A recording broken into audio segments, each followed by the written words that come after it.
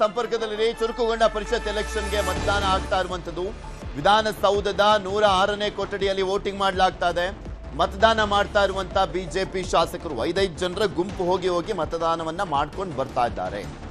ಇಲ್ಲಿ ಒಬ್ಬ ವಿಧಾನ ಪರಿಷತ್ ಅಭ್ಯರ್ಥಿ ಗೆಲ್ಲೋದಕ್ಕೆ ಬೇಕಾಗಿರುವಂತದ್ದು 28 ಮತಗಳು. ಬಟ್ ಇನ್ನೂ 2 ಹೆಚ್ಚುವರಿ ಮತಗಳನ್ನ ಹಾಕಿಸಲಾಗ್ತಾ ಇದೆ ಬಿಜೆಪಿ. ಆಕ್ಚುಲಿ 29 ಹಾಕ್ಸ್ತಾರೆ ಅಂತ ಅನ್ಕೊಳ್ಳಾಗ್ತಾ ಇತ್ತು, ಒಂದೇ ಒಂದು ಎಕ್ಸ್ಟ್ರಾ ಹಾಕ್ಸ್ತಾರೆ ಅಂತ ಒಬ್ಬೊಬ್ಬ ಅಭ್ಯರ್ಥಿಗೆ. ಹಂಗ್ ಮಾಡಿಲ್ಲ ಬಿಜೆಪಿಯವರು, 2 ಹಾಕ್ಸಿದ್ದಾರೆ. 2 ಹಾಕಿಸುವ ಮುಖಾಂತರ ಯಾಕೆ ಬೇಕು ಸುಮ್ಮನೆ ಯಾರೋ ಒಬ್ರು ಅಡ್ಡ ಮತದಾನ ಮಾಡಿ, ಅಥವಾ ಆ ಒಂದು ವೋಟ್ ಅಂದ್ರೆ ಅವ್ರು ಮಾಡಿರ್ತಾರಲ್ಲ ಅದೇನಾದ್ರೂ ಆ ವೋಟ್ ಕ್ಯಾನ್ಸಲ್ ಆಗ್ಬಿಟ್ರೆ ಸರಿಯಾಗಿ ಮಾಡ್ದಲೆ ಅನ್ನುವಂಥ ಭಯ ಕೂಡ ಬಿಜೆಪಿ ಕಾಡ್ತಾ ಇದೆ ಅಂತ ಕಾಣಿಸುತ್ತೆ. ಸೊ ಈ ಕಾರಣಕ್ಕೋಸ್ಕರ 30 ವೋಟನ್ನು ಡಿವೈಡ್ ಮಾಡಲಾಗಿದೆ. ಇನ್ನು ಉಳಿಯುವಂಥದ್ದು ಬರೀ 3 ವೋಟ್ಗಳು ಬಿಜೆಪಿದು. ಹೆಚ್ಚುವರಿ ಮತಗಳು ಉಳಿಯೋದು 3. ಜನಾರ್ದನ್ ರೆಡ್ಡಿ ಅವರನ್ನ ಇನ್ಕ್ಲೂಡ್ ಮಾಡ್ಕೊಂಡು ಹೇಳ್ತಾ ಇದ್ದೀನಿ, 3 ಉಚ್ಚಾಟಿತರನ್ನ ಬಿಟ್ಬಿಡಿ. ಇದೇ ವಿಚಾರಕ್ಕೆ ಸಂಬಂಧಪಟ್ಟಂತೆ ಬಿಜೆಪಿಯ ಶಾಸಕ ಎಸ್.ಆರ್. ವಿಶ್ವನಾಥ್ ಮಾತನಾಡಿದ ನೋಡೋಣ. ಈಗ ನಮಗೆ ನಮ್ಮ ವರಿಷ್ಠರು ಯಾರಿಗೆ ವೋಟ್ ಹಾಕಬೇಕು ಅನ್ನೋದ್ರ ಬಗ್ಗೆ ನಮಗೆ ಸ್ಪಷ್ಟವಾದ ಸೂಚನೆ ಕೊಟ್ಟಿದ್ದಾರೆ. ಆ ಪ್ರಕಾರ ನಾವು ಮತದಾನವನ್ನು ನಾವು ಮಾಡಿದ್ದೀವಿ. ನಮಗೆ 2 ಅಭ್ಯರ್ಥಿಗಳು ಗೆಲ್ಲೋದಕ್ಕೆ ನಮ್ಗೆ ಯಾವುದು ಕೂಡ ಕಷ್ಟನೂ ಇಲ್ಲ. ನಮ್ಮಲ್ಲಿ ಯಾವುದೇ ಒಂದೇ ಒಂದು ಓಟು ಕೂಡ ಕ್ರಾಸು ಆಗೋದಿಲ್ಲ. ನಮ್ಗೆ ಈಗಾಗಲೇ ವಿಪ್ಪನ್ನು ಕೂಡ ಇಶ್ಯೂ ಮಾಡಿದ್ದಾರೆ. JDS ಅಭ್ಯರ್ಥಿ ಏನಿದೆ ಅವರು ಅಲ್ಲಿ ಬೇರೆ ಕಾಂಗ್ರೆಸ್ ಪಕ್ಷದಲ್ಲಿ ಯಾವ ಥರ ಮಾತಾಡೋರೆ, ಇಂಡಿಪೆಂಡೆಂಟ್ ಜೊತೆಲಿ ಏನು ಮಾತಾಡೋರೆ ಅಂತಕ್ಕಂಥ ಮಾಹಿತಿ ನಮಗಿಲ್ಲ. ಬಟ್ ಅವರು ಕೂಡ ಭಾಳ ಉತ್ಸಾಹದಲ್ಲಿದ್ದಾರೆ, ನಾವು ಗೆಲ್ತೀವಿ ಅಂತಕ್ಕಂಥ ಒಂದು ಉತ್ಸಾಹದಲ್ಲಿದ್ದಾರೆ. ಸೊ ನಮ್ಮಲ್ಲಿ ಏನು ಹೆಚ್ಚುವರಿ ಮತಗಳಿರ್ಬೋದು, 2ನೇ ಪ್ರಾಶಸ್ತ್ಯ ಮತವನ್ನು ಯಾರಿಗಾಗಬೇಕು ಅನ್ನೋದ್ರ ಬಗ್ಗೆನೂ ಕೂಡ ನಮ್ಮಲ್ಲಿ ಸೂಚನೆ ಕೊಟ್ಟವ್ರೆ. ಆ ಪ್ರಕಾರ ಹಾಕಿದ್ವಿ. ಯಾಕಂದರೆ ವೋಟ್ ಹಾಕೋದ್ರಿಂದ ಯಾರಿಗಾಗ್ತೀವಿ ಏನೋ ಅನ್ನೋದು ಕೂಡ ಅದು ನಾವು ಬಹಿರಂಗವಾಗಿ ಹೇಳೋಕ್ಕಾಗೋದಿಲ್ಲ ಅದರಲ್ಲಿ.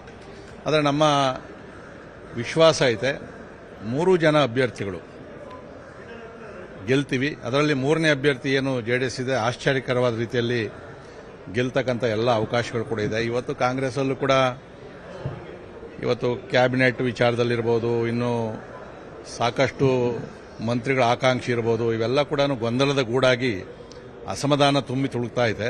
ಅದು ಯಾವ ರೀತಿ ತಿರುವು ತಗೊಳ್ತದೆ ಅಂತಕ್ಕಂಥದ್ದು ಫಲಿತಾಂಶ ಬಂದ ಮೇಲೆನೆ ಗೊತ್ತಾಗ್ತಕ್ಕಂಥದ್ದು. ಎಸ್.ಆರ್. ವಿಶ್ವನಾಥ್ ಅವರು ಹೇಳ್ತಾ ಇದ್ರು, ಅಸಮಾಧಾನಿತರಿದ್ದಾರೆ, ಸಚಿವ ಸ್ಥಾನಗಳು ಸಿಗಬೇಕು ಅನ್ನುವಂಥ ಕಾರಣಕ್ಕೋಸ್ಕರ ತುಂಬಾ ಕಾತರದಿಂದ ಇದ್ದಾರೆ, ಆ ವೋಟ್ಗಳು ಬಂದು ಬಿಡ್ಬೋದೇನೋ ಅಂತ. ಆ ಕಾರಣಕ್ಕೋಸ್ಕರನೇ ಅವರು ಸಂಪುಟ ಎಕ್ಸ್ಪ್ಯಾಂಡ್ ಮಾಡಿಲ್ಲ, ಪೂರ್ಣ ಪ್ರಮಾಣದ ಸಂಪುಟವನ್ನ ಯಾಕೆ ರಚನೆ ಮಾಡಿಲ್ಲ ಕಾಂಗ್ರೆಸ್? ಈ ರೀಸನ್ಗೋಸ್ಕರನೇ. ಪೂರ್ಣ ಪ್ರಮಾಣದಲ್ಲಿ ಮಾಡಿದಿದ್ರೆ ಮೊದಲೇ ಗೌಪ್ಯ ಮತದಾನ, ಆ ಕಡೆ ಈ ಕಡೆ ಯಾರು ವೋಟ್ ಹಾಕಿದ್ರು ಅನ್ನುವಂಥ ನೆಟ್ಟು ಗೊತ್ತಾಗ್ತಿರ್ಲಿಲ್ಲ. ಅಲ್ಲಿ ಕಾಂಗ್ರೆಸ್ ಸೀಟ್ಗಳು ಗೆಲ್ಲಬೇಕಾದಂಥದ್ದು ಕೋತಾಗ್ಬಿಟ್ಟಿರೋದು. ಸೊ ಈ ಕಾರಣಕ್ಕೋಸ್ಕರನೇ ಕಾಂಗ್ರೆಸ್ ಹೈಕಮಾಂಡ್ ಜಾಣ ನಡೆ, ಸಿದ್ದರಾಮಯ್ಯನವರು, DK ಶಿವಕುಮಾರ್ ಅವರು ಜಾಣ ನಡೆಯನ್ನು ಈ ವಿಚಾರದಲ್ಲಿ ಅನುಸರಿಸಿದ್ದಾರೆ. ಅಂದ್ರೆ ಯಾವ ಕಾರಣಕ್ಕೆ ಅಂದ್ರೆ ಈ ಕಾರಣಕ್ಕೆ ಪೂರ್ಣ ಪ್ರಮಾಣದಲ್ಲಿ ಸಂಪುಟ ರಚನೆ ಆಗಿದ್ದೇ ಆಗಿದ್ರೆ ಯಾರೆಲ್ಲ ತುಂಬಾ ನಿರೀಕ್ಷೆ ಇಟ್ಕೊಂಡಿದ್ರಲ್ಲ ಹಾಗೆ ಆಗ್ತೀನಿ ಅಂತೆಲ್ಲ, ಆ ವೋಟ್ಗಳಂತೂ ಗ್ಯಾರಂಟಿ ಡೈವರ್ಟ್ ಆಗ್ಬಿಟ್ಟಿರೋ.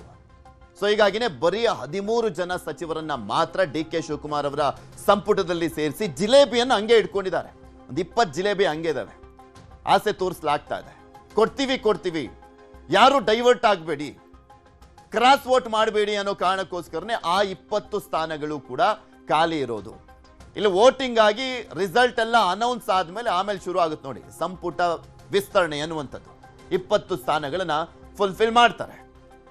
ಬಟ್ JDSಗೆ ಇರುವಂತ ಪ್ರಶ್ನೆ, ಈಗ JDSಗೆ ರಿಯಲ್ ಚಾಲೆಂಜ್ ಇರೋದು, ಈಗ ರಿಸ್ಕ್ ತಗೊಂಡು DK ಶಿವಕುಮಾರ್ ಅವರು ಕೂಡ ತಮ್ಮ ಪರಮಾಪ್ತನನ್ನ ನಿಲ್ಲಿಸಿದ್ರು, ಕುಮಾರಸ್ವಾಮಿ ಅವರು ಕೂಡ ರಿಸ್ಕ್ ತಗೊಂಡೆ JDS ಅಭ್ಯರ್ಥಿಯನ್ನ ಹಾಕಿರುವಂಥದ್ದು.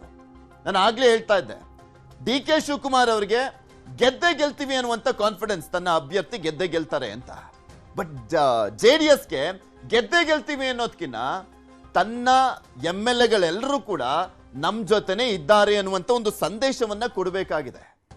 ಆ ಕಾರಣ ಈ ಒಂದು ಎಲೆಕ್ಷನ್ JDS ಪಾಲಿಗೆ ತುಂಬಾ ಇಂಪಾರ್ಟೆಂಟು.